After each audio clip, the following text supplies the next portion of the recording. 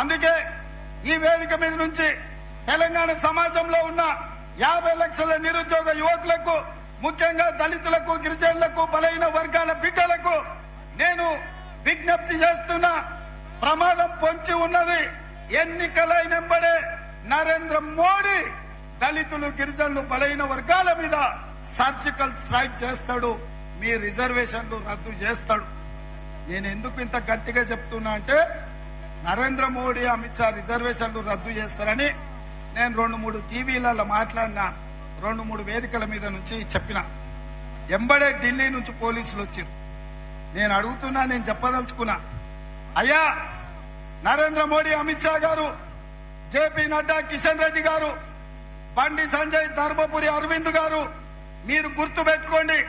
10 సంవత్సరాలు చంద్రశేఖర్ రావు ఇదే విధంగా ఏసీబీ అనో, పోలీసులనో, విజిలెన్స్ అనో, లేకపోతే ఇతర శాఖలను నన్ను వేధించిండు, నన్ను కేసులు పెట్టిండు, నన్ను అరెస్ట్ చేసిండు, నన్ను జైలుకు తోలిండు. చివరికి ఏమైంది? నడుము ఇరిగి మూలకు పడ్డాడు చంద్రశేఖర్ రావు మీ చేతుల. నిన్నగాక మొన్న చంద్రశేఖర్ రావులు ఈపులు చింతపండు చేసి ఇవాళ మూలకు కూసబెట్టిండ్రు తెలంగాణ ప్రజలు.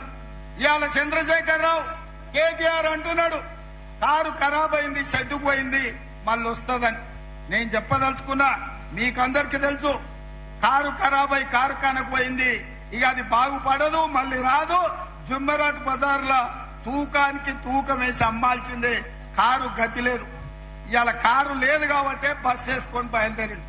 నేను చూస్తాం ఏం చేస్తాడో కేసీఆర్ అని. ఏమి లేదా, మీరు బస్ యాత్ర ఒక్కసారి చూడండి. తిక్కలోడు తిరునాళ్ళకు పోతానంటే వెనకటికి ఎవడో ఎక్కడానికి దిగడానికి సరిపోయిందంట. వానికాడ చూసింది లేదు, చేసింది లేదు. ఇవాళ చంద్రశేఖర్ బస్సు యాత్ర కూడా తిక్కలోడు తిరునాళ్ళు పోయినట్టే ఉంది తప్ప ఇంకొక మాట లేదు. ఆయన నిన్న నిజాం ఖమ్మంలో ఒక మాట చెప్తున్నాడు, అయ్యా కాంగ్రెస్ కు 40 సీట్లు కూడా రావు, బీజేపీకి 200 వస్తాయి. 200 వచ్చినప్పుడు తెలంగాణలో ఆయన 12 సీట్లు ఇస్తే సంకీర్ణ ప్రభుత్వంలో చేరి నామ నాగేశ్వరరావుని మంత్రిని చేస్తాడంట. మరి నేను చెప్పింది ఏందా, ఇన్ని రోజులు బీజేపీ బీఆర్ఎస్ చీకటి ఒప్పందం జరిగింది, ఈడ సీటు బీజేపీకి వదిలిండు. అదే విధంగా మహబూబ్ నగర్, చేవెళ్ళ, మల్కాజ్గిరి, భువనగిరి, జహీరాబాద్, కరీంనగర్ లాంటి సీట్లు బీజేపీ వాళ్లకు అంతర్గతంగా చీకటి ఒప్పందంతో గెలిపించాలి. ఇంకొన్ని సీట్లల్లా, ఖమ్మము, నల్గొండ లాంటి సీట్లల్లా, మెదక్ లాంటి సీట్లల్లా బీజేపీ వాళ్ళు బీఆర్ఎస్ ను గెలిపించాలి, కాంగ్రెస్ ను ఓడించాలి అని కుట్ర చేస్తున్నారు.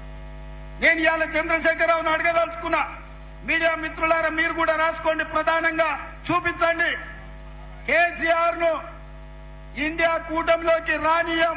కేసీఆర్ ఇంటి మీద కాకి మా ఇంటి మీద వాళ్తే ఒక్కటే దెబ్బకు తుపాకీ తోని లేపి అవతలేస్తాం.